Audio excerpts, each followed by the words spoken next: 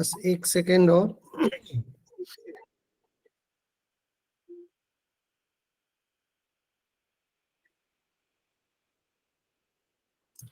जी, child conservation foundation और सेवा भारती की हमारी 168वीं वेबिनार है।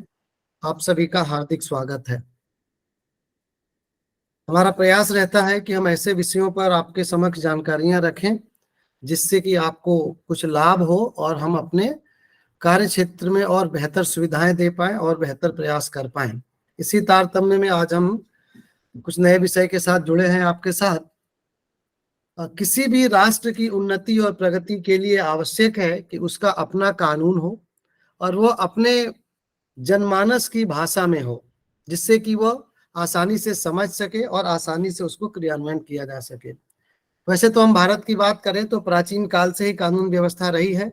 महाराज मनु के समय से लेकर के बाद में भी एक सामाजिक व्यवस्था के तहत हमारी न्यायिक प्रक्रिया लागू हो रही थी, जिसमें समाज के प्रबुद्ध जनों द्वारा किसी भी असामान्य स्थिति में बैठकर मिलकर आपस में विचार किया जाता रहा है और इस प्रकार समाज को संचालित करने में मदद मिलती रही है।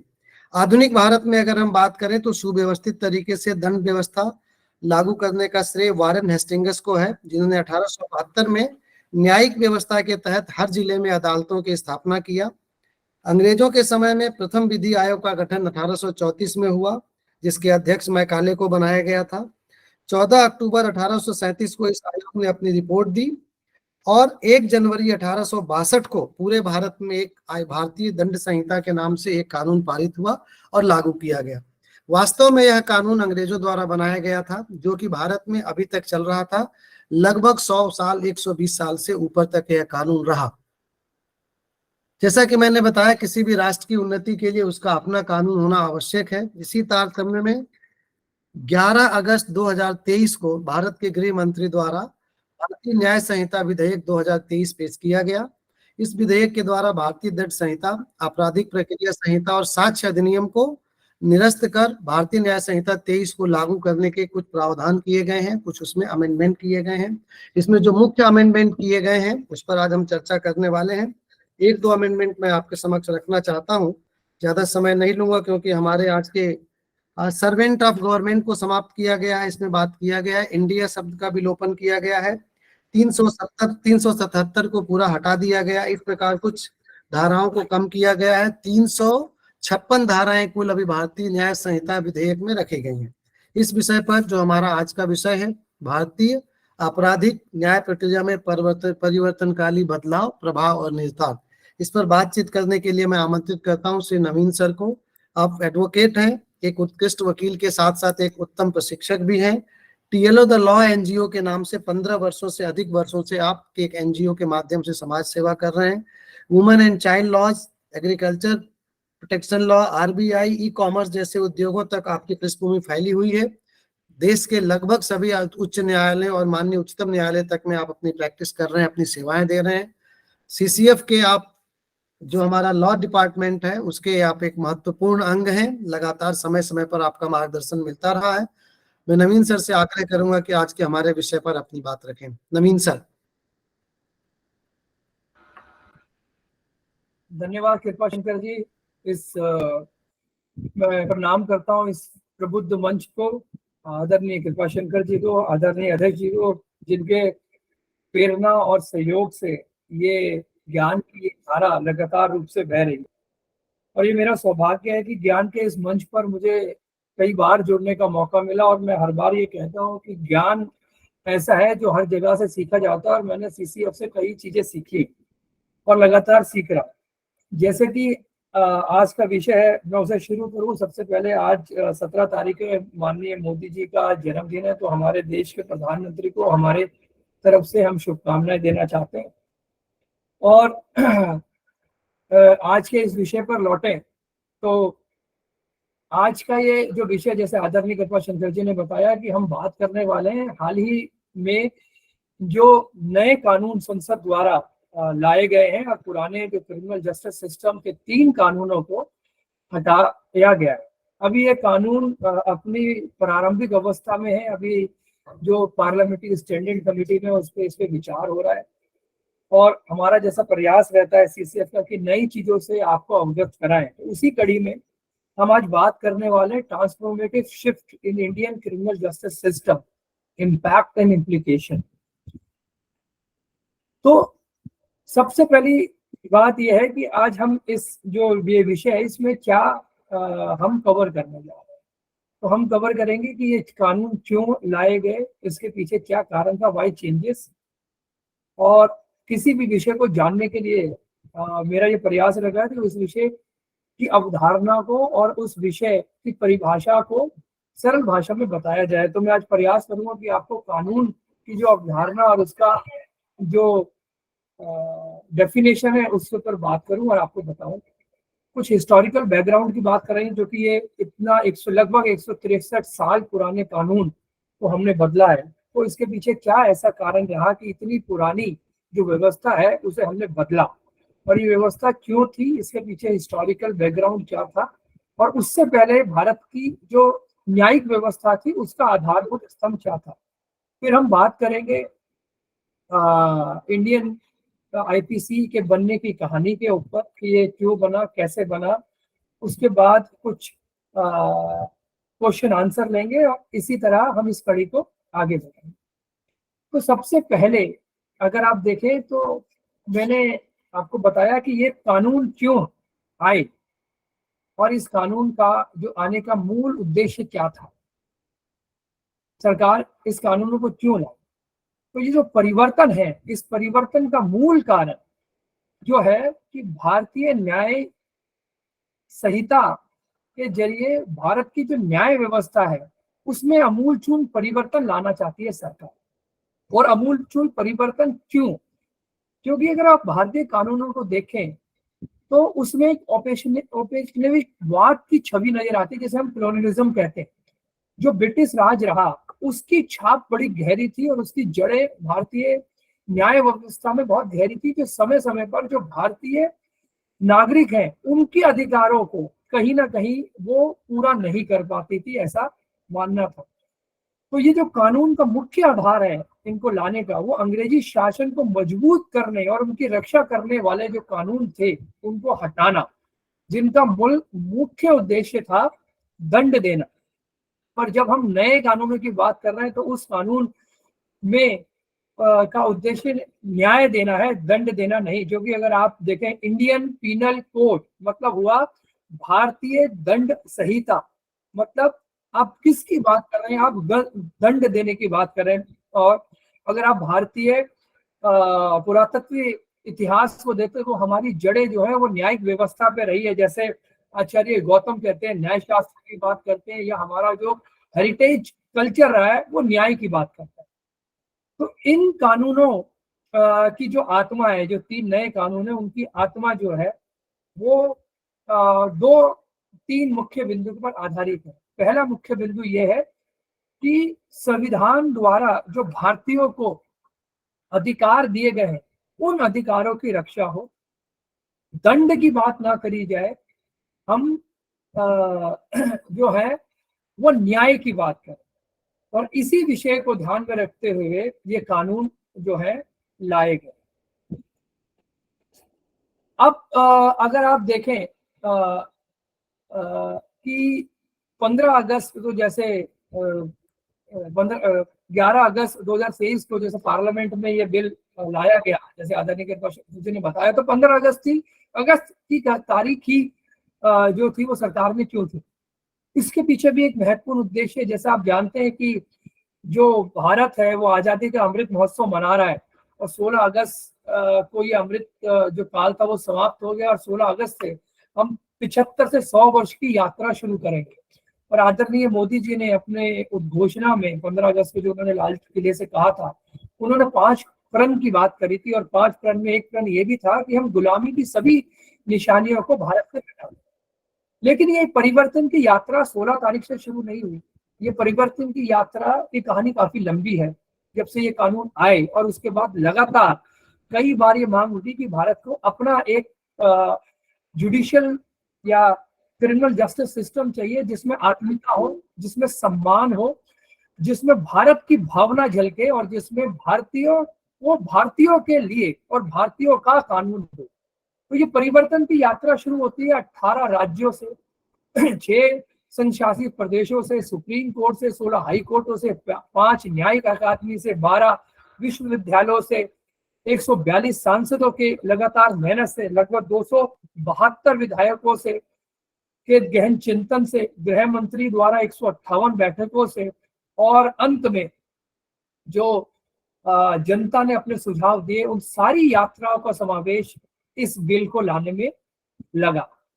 तो अगर आप देखें तो ये बिल जो है वो क्या चेंजेस लाने वाला है।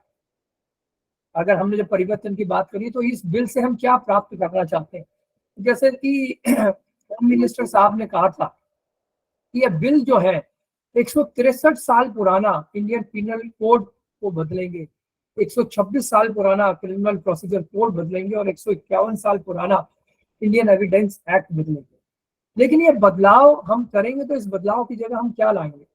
अगर आप देखें तो इंडियन पिनल कोड जिसकी भावना ही दंड देना था, उसकी जगह हम भारतीय न्यायिक संहिता को लाएंगे। क्रिमिनल प्रोसीजर कोड की जगह हम भारतीय न्यायिक सुरक्षा संहिता 2023 लाएंगे और इंडियन एविडेंस एक्ट की जगह 1872 की जगह हम भारतीय साक्ष्य अधिनियम लाएंगे। तो ये हमारी भावना है कि हम क्या लाना चाहते हैं और क्या बदलना चाहते हैं। जैसा मैंने कहा कि किसी भी सिस्टम को जानने के लिए उसकी परिभाषा को जानना बड़ा आवश्यक है। मैंने बार बार शब्द का यूज करा, criminal justice system, criminal justice system. तो कोई मुझसे पूछ सकता है कि क्रिमिनल जस्टिस सिस्टम होता क्या है। तो अगर हम क्रिमिनल जस्टिस सिस्टम की बात करें तो क्रिमिनल जस्टिस सिस्टम त्रिआयामी ढांचे पर आधारित है। पहला ढांचा लॉ इन्फोर्समेंट, जिसके अंदर इन्फोर्समेंट एजेंसीज, जिसके अंदर पुलिस और इन्वेस्टिगेशन एजेंसियां आती हैं, जो अपराध को रोकने और अपराध होने पर जो साक्ष्य है उसको कलेक्ट करना, अपराधियों को पकड़ना और उसको न्यायालय के सामने लाना, ताकि न्यायालय उसको न्याय के हिसाब से दंड दे सके। ये पहला आधार स्तंभ है। दूसरा क्रिमिनल जस्टिस सिस्टम का आधार स्तंभ है जिसे हम बोलते हैं कोर्ट। ये सिस्टम जो है वो सिस्टम ये कहता है कि जब किसी अपराधी को आप लाते हैं तो उसके साथ किस तरह का न्याय करा जाएगा। सारे तथ्यों को देखा जाएगा, फैक्ट को देखा जाएगा, कानूनों को देखा जाएगा और उसके बाद उसको छोड़ा जाएगा या उसे सजा दी जाएगी। और तीसरा सिस्टम है जिसे हम कहते हैं करेक्टिव सिस्टम या करेक्शन सिस्टम, इसमें हम उसे जेल में भेजते हैं। जेल में भेजने से हमारा अभिप्राय उसे दंड देना नहीं है, बल्कि उसे करेक्टिव मीजर्स में लाना है, यानी कि वो समाज की मुख्य धारा में वापस आए, वो समाज से कट ना जाए। कि जब भी कोई अपराधी अपराध करता है तो उस अपराध को मिटाकर उसको एक सही नागरिक बनाना, ये क्रिमिनल जस्टिस सिस्टम का आधार है। तो जैसे मैंने बताया, 3 आयामी सिस्टम पर भारतीय न्याय प्रणाली वर्षों से स्थापित है, अंग्रेजों के जमाने से नहीं, वर्षों से स्थापित है। लॉ इन्फोर्समेंट, कोर्ट सिस्टम और करेक्टिव सिस्टम। अब जैसे क्रिमिनल जस्टिस सिस्टम की बात करी मैंने, तो दूसरा सवाल ये आता है कि न्याय से अभिप्राय क्या है, कानून से अभिप्राय क्या है। What is the meaning of law, कि हम कानून से क्या समझते हैं। कानून, तो अगर आप देखें बहुत सारे लोग कानून की अलग अलग परिभाषा देते हैं, और मॉडर्न जमाने में जब भी मैं किसी लॉ यूनिवर्सिटी में जाता हूँ या किसी लॉ लेक्चर में जाता हूँ तो बहुत से लोग अनेक जो है फॉरेन जूरिस्ट को कोट करते हैं कि ऑस्टिन ने ये कहा, बेंथम ने कहा, रॉस्को डी पॉन्ड ने कहा, चले हॉट ने ये कहा, उनकी विचारधारा ये थी और वो सिस्टम लेके आया। मुझे लगता है वो अपने आप में प्रासंगिक हो सकते हैं, पर जो भारतीय न्याय संहिता है या भारतीय ढांचा है कानून का और कानून को देखने का और न्याय करने का, वो अपने आप में विश्व में उससे अच्छा सिस्टम मुझे लगता है कि शायद कहीं नहीं, और इसलिए हमें अपनी जड़ों की तरफ वापस जाना चाहिए। तो अगर आप हिंदू धर्म को देखते हो, हिंदू धर्म के अंदर जो न्याय की भावना है या कानून की भावना है या कानून का अभिप्राय है, उसकी अभिव्यक्ति जो है धर्मा से होती है। तो हिंदू धर्म कहता है कि न्याय या कानून से अभिप्राय धर्मा। अगर आप इस्लामी सिस्टम को देखें तो उनकी अवधारणा है हुक्म, और अगर आप रोमन सिस्टम को देखें कि अक्सर हम कानून में बहुत सारे शब्द रोमन टर्मिनोलॉजी से आते हैं तो वो जस्ट कहते हैं, जिसे जस्टिस भी कहा जाता है। और कुछ जो हमारे कानून सिस्टम पे प्रभाव रहा है वो फ्रेंच लोगों का भी रहा है, तो उनका जो सिस्टम था वो डायरेक्ट सिस्टम रहा है, और जर्मनी का भी हमारे पर प्रभाव रहा है जिसको रिच कहते हैं। तो ये सारी अवधारणा मिलकर एक कानून की परिभाषा को जन्म देती है।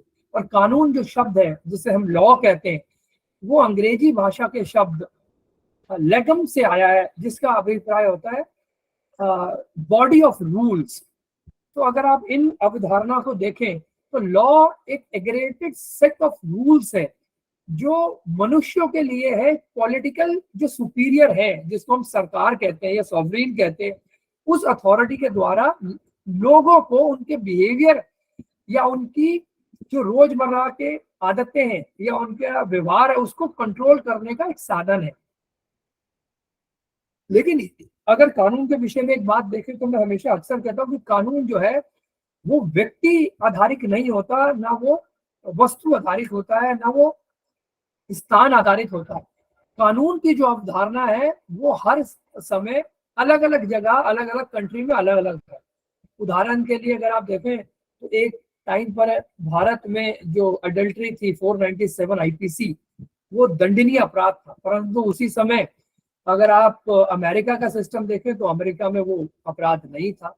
तो कानून की जो परिभाषा है या उसकी अवधारणा है वो समाज की अवधारणा पे आधारित रहती है। और मैं हमेशा जो है भारतीय संस्कृति का पोषक रहा हूँ और भारतीय संस्कृति को पढ़ने वाला रहा हूँ। तो भारतीय संस्कृति तो जब मैं पढ़ता हूँ तो कानून की अवधारणा मुझे जो हमारे धर्म ग्रंथ में मिलती है, तो हमारा एक ब्रह्मनिषद उपनिषद है जिसके अंदर कानून की परिभाषा को अगर आप देखें तो किस तरह डिफाइन करा गया है। एक श्लोक है संस्कृत का, उसमें ये कहा गया है कि nothing is higher than dharma. Means कि जो वीकर व्यक्ति है, जो समाज का सबसे कमजोर व्यक्ति है, अगर उसके पास धर्म की पावर है, उसके पास कानून की पावर है, तो वो स्ट्रॉन्गेस्ट व्यक्ति है और वो राजा के ऊपर भी या उसके आदेशों को भी मानने से इनकार कर सकता है। और उसकी पावर जो है वो किससे मिलेगी? धर्म की पावर उसे ट्रुथ से मिलेगी। तो भारतीय जो दार्शनिक सिस्टम है, जो हिंदुइज्म है, वो ये कहता है कि जो हिंदुइज्म का जो लॉ है वो कहता है कि धर्म की जो अभिव्यक्ति है वो रख शब्द से आई है, जिसका अर्थ होता है ऑर्डर, रूल और ट्रुथ। ये तीन अवधारणाएं भारतीय संस्कृति का मूल आधार है कानून को लेकर। इसका मतलब है the principle of natural order which regulates and coordinates the operation of the universe and everything within। मतलब हुआ कि लोगों के जीवन को और उनके कर्तव्यों, उनके अधिकारों और उनके जो व्यवहार है उसको नियंत्रित करने वाले जो साधन है वो क्या कहलाते हैं? वो कानून कहलाते हैं।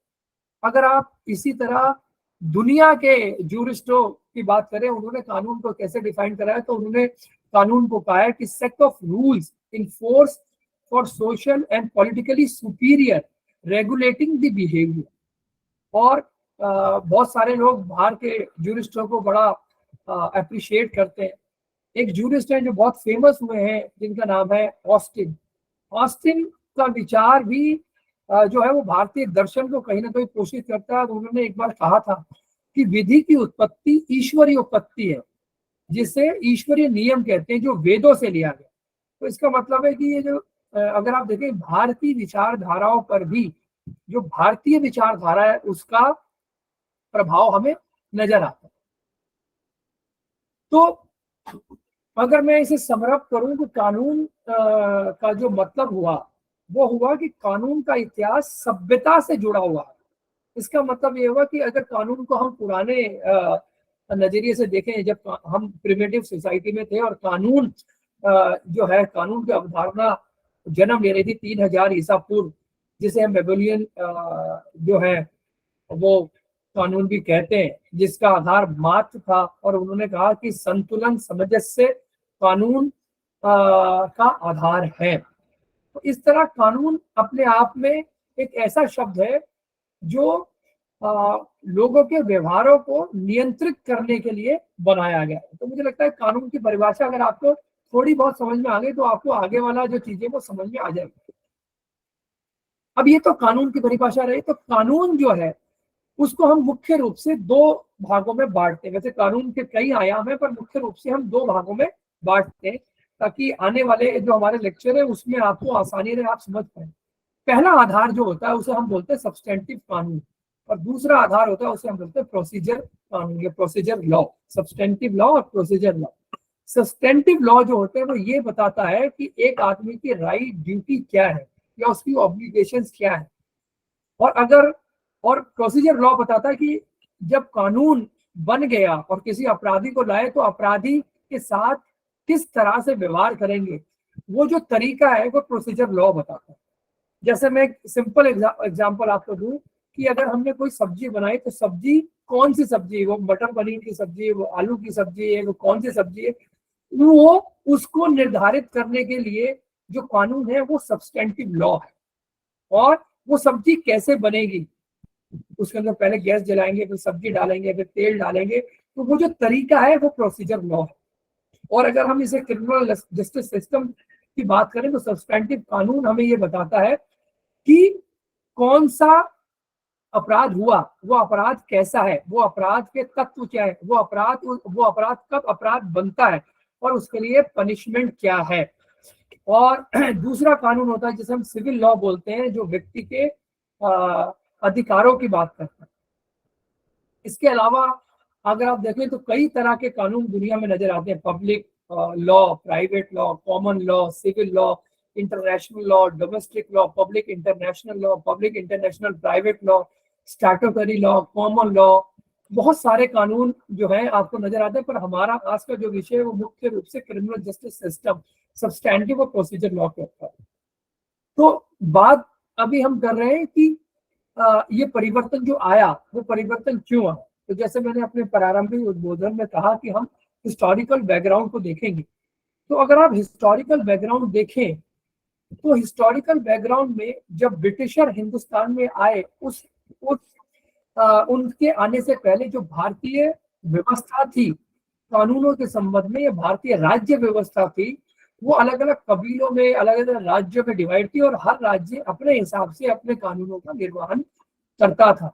हिंदू जहाँ लोग थे वो अपने हिंदू धर्म के हिसाब से, जहाँ मुस्लिम थे वो मुस्लिम धर्म के हिसाब से अपने अपने कानून व्यवस्था को चलाते थे। लेकिन जब अंग्रेज हिंदुस्तान में आए तो उन्होंने इस राज्य व्यवस्था को अपने हिसाब से बदलना चाहा। और अंग्रेजों के आने से पहले जो भारतीय न्यायिक व्यवस्था थी वो मुख्य रूप से 3 आधारों पर आधारित थी। पहला सिस्टम था जिसे हम डाइवर्स लीगल कोड कहते हैं।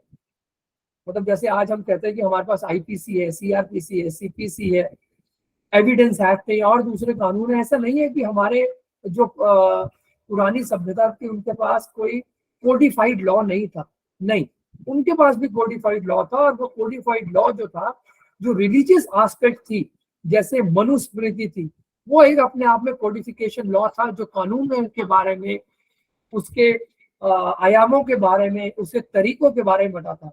दूसरा अगर एग्जाम्पल दें तो अर्थशास्त्र, एकलव्य, महर्षि पानी, उनके जो स्रोत थे वो अपने आप में बहुत ही कॉम्प्रिहेंसिव लॉ के स्रोत थे और कोडिफाइड लॉ के स्रोत थे। उसके बाद जो दूसरा आधार जो हमें कानूनों का या जस्टिस सिस्टम का नजर आता है इंडिया के अंदर अंग्रेजों से पहले, वो नजर आता है लोकल डिस्प्यूट रेजोल्यूशन सिस्टम। आज अगर हम बात करें, जो हम बार बार अदालतों में जाते हैं और जुडिशरी बार बार कहती है कि आप अल्टरनेटिव जुडिशियल सिस्टम को अपनाओ, आप मीडिएशन में जाओ, आप कंसिलिएशन में जाओ, आप आर्बिट्रेशन में जाओ। तो ये सिस्टम पहले भी था और उसका सबसे बड़ा उदाहरण मुझे लगता है कि आप सभी उस बात से अवगत होंगे। उसका सबसे अच्छा उदाहरण हमें पंचायत नजर आती है, जो अल्टरनेटिव डिस्प्यूट रेजोल्यूशन सिस्टम, न्याय को आपसी सहमति से निपटाना, सजा देना नहीं, जो अंग्रेजों ने शुरू करा। वो एक सिस्टम हमारे भारतीय जो इतिहास है उसकी जड़ों में नजर आता है। तीसरा आधार जो था वो था इन्फ्लुएंस ऑफ रिलीजन। जो रिलीजन था उसके जो प्रिंसिपल्स थे, चाहे वो हिंदू धर्म हो, चाहे वो बौद्ध धर्म हो, चाहे वो दूसरे धर्मों, उनके जो धार्मिक रिचुअल्स थे वो भी जो कानून था और जो न्याय व्यवस्था थी उसको मजबूत करते थे। अब ब्रिटिश राज आने के बाद जो परिवर्तन हुए, तो परिवर्तन कैसे हुए, इस परिवर्तन को जानने के लिए आपको जानना होगा कि जब ब्रिटिश इंडिया में आए, वो साउथ की तरफ से इंडिया में आने शुरू हुए, तो जब वो इंडिया में उनका इंसर्जन शुरू हुआ, तो जब जो सबसे पहला व्यक्ति हिंदुस्तान में ब्रिटिशरों का नजर आता है, वो हमें नजर आता है कैप्टन विलियम हॉकिंस, ये कहा जाता है। और वो 1608 के आसपास जो है वो हिंदुस्तान में आया, और वो एक फरमान लेके आया जो उस समय के राजा थे इंग्लैंड के, James one, king of England, उनका एक पैगाम लेके आया। और उन्होंने जो जहांगीर उस समय के राजा थे उनसे कहा कि हम भारत में व्यापार करना चाहते हैं। और देखिए, मैं यहाँ एक बात हमेशा कहता हूँ और मुझे लगता है कि इस बात को जोर देने की जरूरत है कि सभ्यता और कानून की जो सबसे मजबूत कड़ी है वो है भाषा। और जो ये भाषा है, इस भाषा ने ही भारत में अंग्रेजों की जड़ों को बड़ा मजबूत करा। जब हॉकिंस, कैप्टन हॉकिंस हिंदुस्तान में जहांगीर के पास ये फरमान लेकर गया और उसने ये कहा कि हम भारत में जो है व्यापार करना चाहते हैं, आप हमें अनुमति दें, तो हॉकिंस का जो सबसे एडवांटेज जो था उसके पास, वो तुर्की भाषा को जानता था।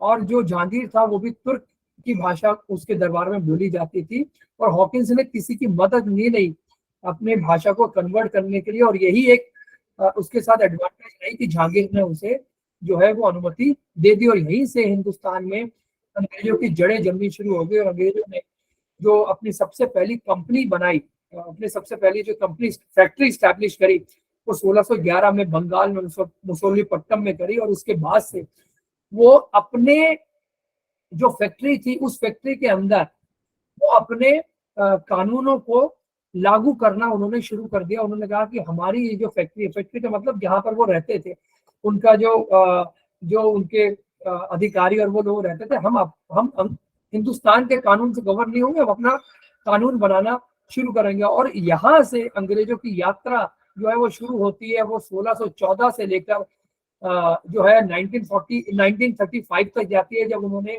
1935 में भारतीय इंडियन एक्ट बनाया, जो बाद में हमारा जो इंडिपेंडेंस एक्ट बना, वहां से शुरू होती है। और वो धीरे धीरे बढ़ते हुए उन्होंने यहाँ अपनी जड़ें मजबूत करनी शुरू करी, और भारत में जो है कानूनों को आकार देना शुरू कर।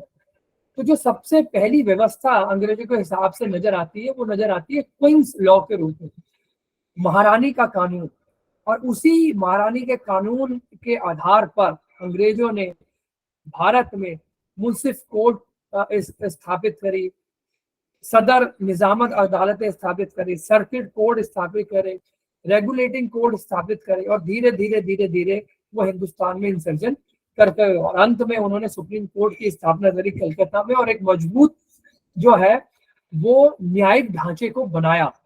हालांकि कुछ मामलों में मैं अंग्रेजों को अप्रिशिएट करता हूं कि उन्होंने स्ट्रक्चरल वे को स्टैब्लिश करा भारत में, और वो स्टैब्लिश करने का जो आधार था वो कॉलोनियलिज्म आधार था, जिसका मूल उद्देश्य भारत को लूटना और उसके संसाधनों पर आधिपत्य जमाना था, ना कि न्याय व्यवस्था करना। जो कानून उन्हें सूट करते थे वही कानून उन्होंने बनाए। जैसे अभी हाल ही में आपने सुना होगा कि हमने जो है राजद्रोह के कानून को निरस्त कर दिया है, कि भारत जो है स्वतंत्र राष्ट्र है, और भारत में जो लोकतांत्रिक मूल्य हैं वो सबसे बड़े हैं, और सबको लोकतांत्रिक मूल्यों में अपनी बात कहने का अधिकार है, जो अंग्रेजों के टाइम में नहीं थी। तो अंग्रेजों के ये जो कानून जब बनने शुरू हुए, तो उसके 3 फेज हमें नजर आते हैं।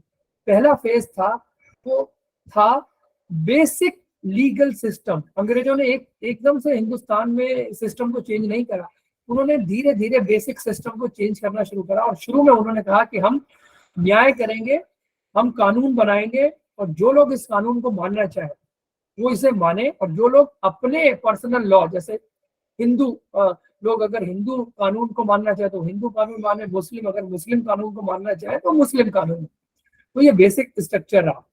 और जो दूसरा फेस नजर आता है वो आता है 70-73, जब उन्होंने रेगुलेटिंग एक्ट स्टैब्लिश किया इंडिया के अंदर और सुप्रीम कोर्ट की स्थापना करी और उन्होंने फोर्ट जॉर्ज विलियम कलकत्ता के अंदर बनाया।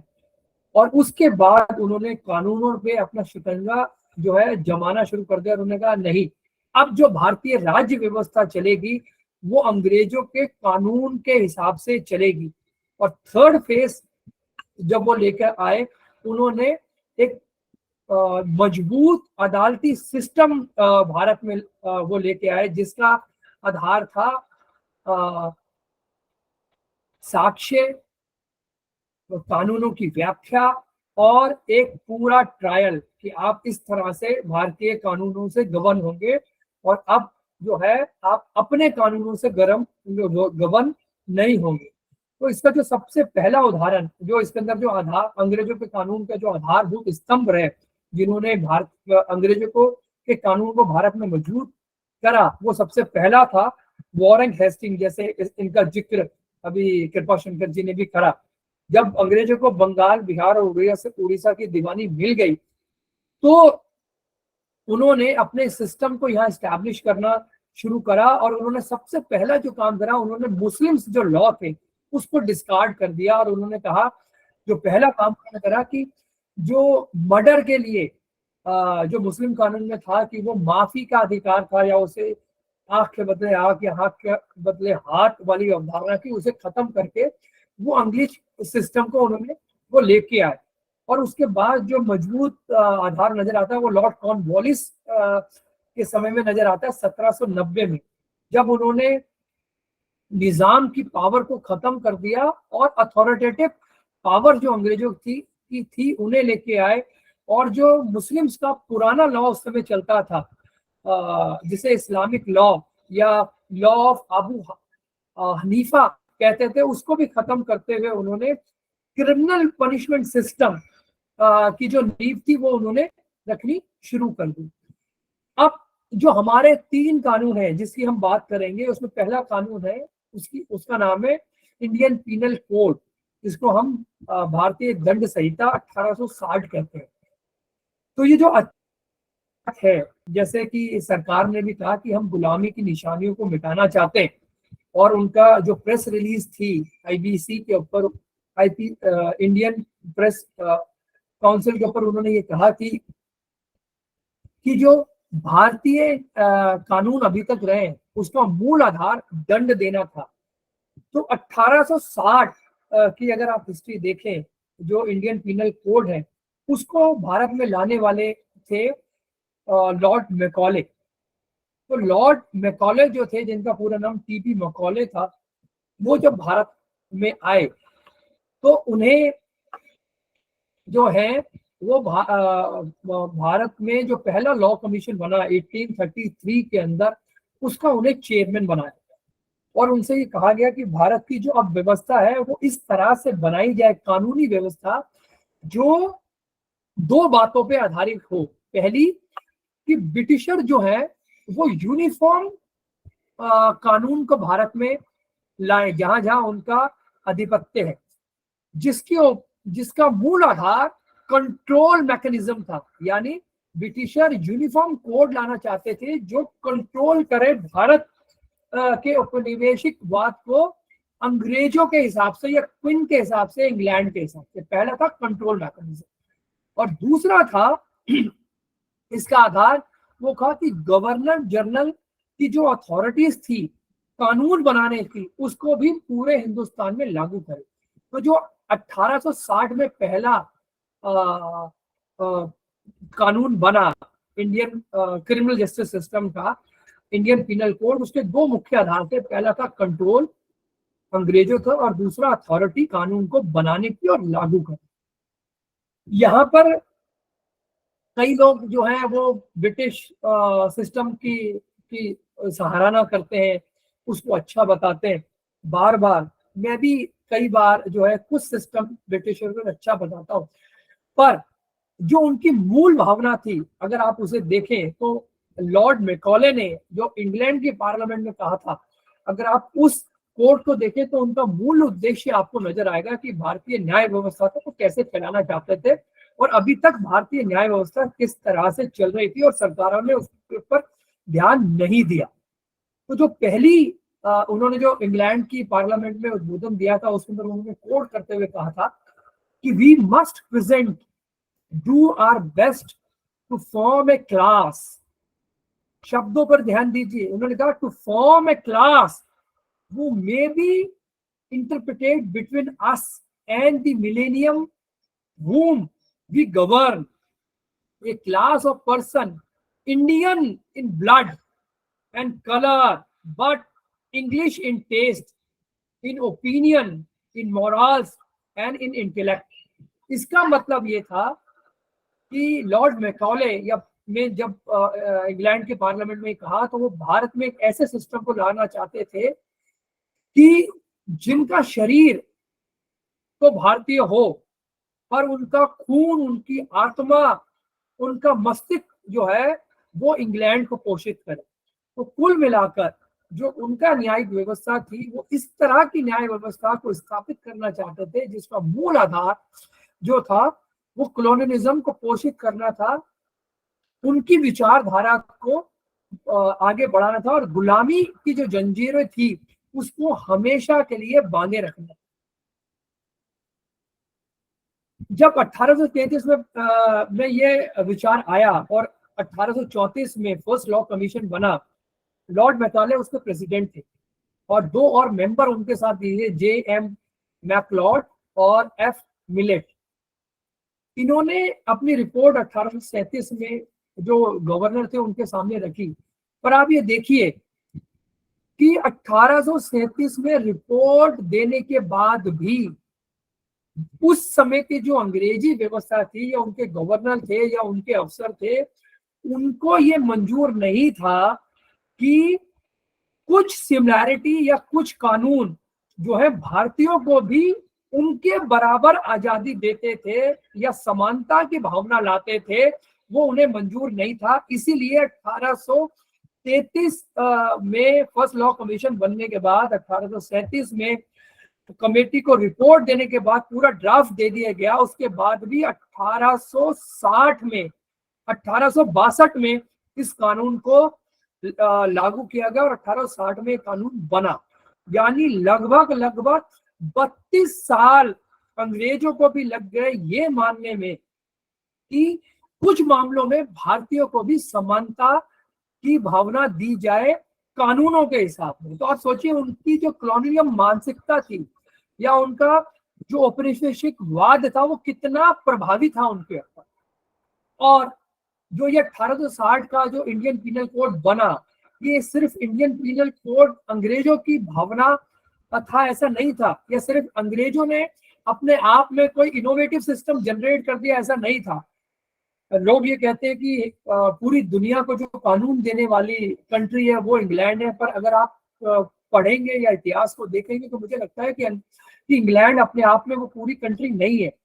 1860 का कानून भी बहुत सारे कानूनों से प्रभावित था, जैसे इंडियन पिनल कोड जो था simplification of codification of England law था, जिसके ऊपर लियोपोलिक जो कोड था फ्रांच का उसका प्रभाव था, और एडवन लिविंगस्टन जो था जिसे लुसियाना सिविल कोड भी हम बोलते हैं 1825 का, उसका भी प्रभाव था। तो कुल मिलाकर अंग्रेजों ने अपना सिस्टम, फ्रांच का सिस्टम और जो लुसियाना सिविल कोड था उन सबको मिलाकर आईपीसी की एक संरचना करी।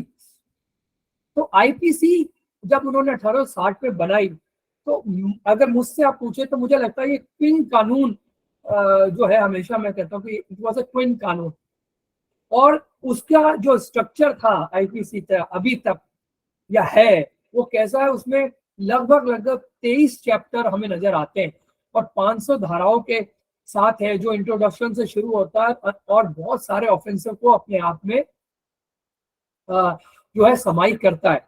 और मैं धन्यवाद देना चाहता हूँ सरकार का जिन्होंने उस कॉलोनियलिज्म छाप को हटाया और हटाकर एक नई न्यायिक व्यवस्था को लेके आ रहे हैं जिसका नाम है भारतीय न्यायिक संहिता। और अगर आप देखें तो इस 511 कानूनों में से अब 356 धाराएं ही नए कानून में होगी। 175 जो धारा है उसको बदल दिया गया है नए कानून में या नए बिल में, और 8 नई धाराएं उसमें जोड़ी गई हैं और 22 धाराओं को बिल्कुल ही खत्म कर दिया गया। इसका मतलब है कि जो गुलामी की जंजीरें थी वो और या गुलामी की जो निशानियां थी उसको पूरी तरह से खत्म करने का प्रयास जो है वो सरकार के द्वारा किया जा रहा है, जो निश्चित रूप से एक सराहनीय प्रयास मुझे लगता है कि है। अब जो भारतीय न्याय संहिता है 2023, उसकी कुछ मुख्य विशेषताएं उसके पर हम जो है वो नवीन सर आज हम सिर्फ ऐतिहासिक पृष्ठभूमि पर बात करें, कानून के अगले हफ्ते बात करेंगे क्योंकि समय भी कानून पे अगले हफ्ते बात करेंगे, पर ये थोड़ा सा बैकग्राउंड दे देंगे तो लोगों को समझने में आसानी रहेगी, इसलिए मैंने लॉ की परिभाषा और उसके परिवेश की बात करी। तो जो नया आ रहा है उसके ऊपर जो कुछ चीजें मैं बता दूं तो फिर आगे समझने में आसानी रहती है। तो जो इसकी जो कुछ विशेषता है अगर आप देखें नए कानून में, तो सबसे बढ़िया जो मुझे बात लगी वो ये लगी कि ये जो बिल है वो आतंकवाद और अलगाववाद की जो भावना है और जो अभी तक हम देखते हैं हाल के कुछ वर्षों में बहुत बड़ी चुनौती के रूप में हमें नजर आता है। और अगर आप जम्मू कश्मीर की बात करें या अभी हमारे जो जवानों को मार दिया गया उसी परिपेक्ष में जो दुखद पहलू था, तो इसके ऊपर ये सख्त परिभाषा की बात करता है जो बहुत ही सराहनीय प्रयास है। जैसे मैंने कहा राजद्रोह को खत्म कर दिया गया और जो लोकतांत्रिक मूल्य तो उनको लाने की कोशिश करी गई। इसमें मॉब लिंचिंग और मृत्युदंड की जो थी संभावना जो थी उसके ऊपर भी जो है इसको समाप्त करेगा। और जो नई बात मुझे नजर आती है जो बहुत सारे इंसिडेंट में हमने देखा कि जो मॉब लिंचिंग की बात थी उसके ऊपर भी इस कानून में जो है बात करी गई है। महिलाओं के साथ जो अभी हो रहा है यौन उत्पीड़न के साथ उसके ऊपर बात करी गई है। कुछ विशेष समुदाय के साथ जो अपराध हो रहे हैं उसके ऊपर बात करी गई है। तो कुल मिलाकर इस कानून में बहुत सारे नए आयामों को जोड़ा गया है। और जैसा कि ये मंच है, ये मंच हमेशा बच्चों से जुड़े हुए अधिकार जो है उनकी बात करता है, बच्चों से जुड़े हुए जो मुद्दे हैं उनकी बात करता है। तो हमारा जो मुख्य फोकस था इन कानूनों को उस पर कि बच्चों को इन कानूनों से क्या मिलने वाला है या उनके ऊपर क्या प्रभाव होने वाला है। तो मुझे लगता है कि जो सबसे अच्छी बात इस कानून में दिखती है वो ये है, ये कानून वुमेन और चिल्ड्रन सेंट्रिक कानून है। और जैसे कि जो है इस कानूनों को पेश करते हुए जो आदरणीय गृह मंत्री थे उन्होंने भी कहा था कि हम महिला सुरक्षा और बच्चों से जुड़े हुए मुद्दों की भी बात करेंगे। तो जो पनिशमेंट है बच्चों से जुड़े हुए अपराधों के लिए उसको बढ़ा दिया गया। मतलब यहाँ पे अपराध जहाँ पे सजा 7 साल तक की उसे बढ़ाकर लगभग कई धाराओं में 10 साल कर दिया गया है। और जो अमाउंट ऑफ फाइन था उसको भी जो है बढ़ा दिया गया है।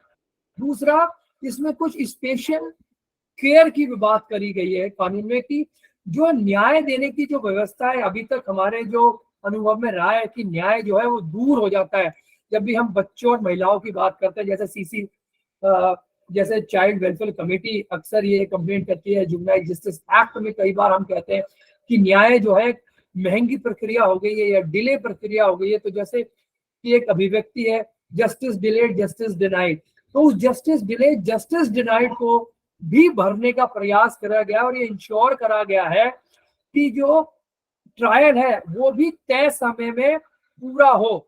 जो साक्ष्य इकट्ठे करे जाए वो साक्ष्य भी इस तरह से इकट्ठा करा जाए कि उसे अप्रिशिएट करने के लिए बहुत लंबे या जटिल प्रक्रियाओं की आवश्यकता ना पड़े। जैसे एक उदाहरण मैं आपको देना चाहूंगा, फॉरेंसिक जो है लेबोरेटरी स्टैब्लिश करने की बात की जा रही है।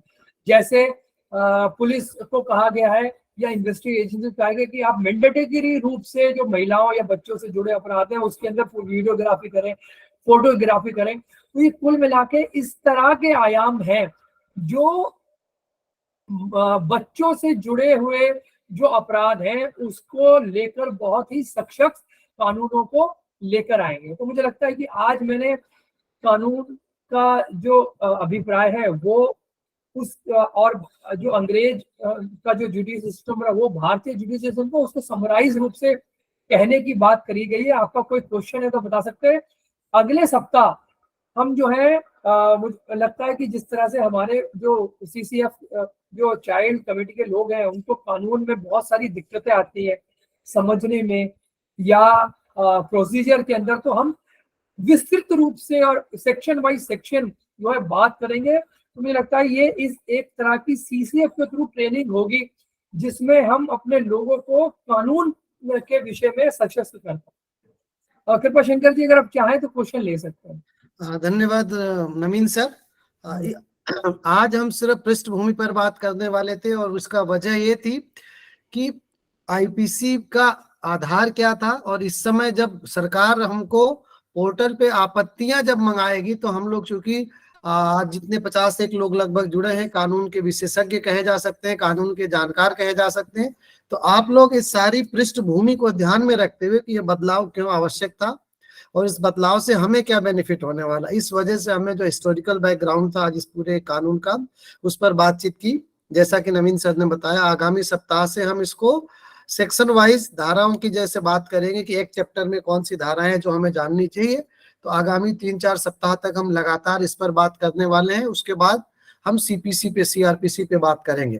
तो ये सत्र ओपन है। शंकर जी मैं एक और भी लोगों से गुजारिश करना चाहूंगा जो हमारे साथ जुड़ते हैं कि आप अगर अपने जो प्रॉब्लम्स है या किसी धारा को लेकर आपके मन में संशय है तो वो आप कृपा शंकर जी को भेज दीजिए। तो वो सत्र जो है वो समावेशी सत्र होगा, जो आपके डाउट्स है वो क्लियर हो जाएंगे। तो मुझे लगता है कि हम अच्छी तरह से इस जो है जो CCF का उद्देश्य है उसे पूरा कर पाएंगे।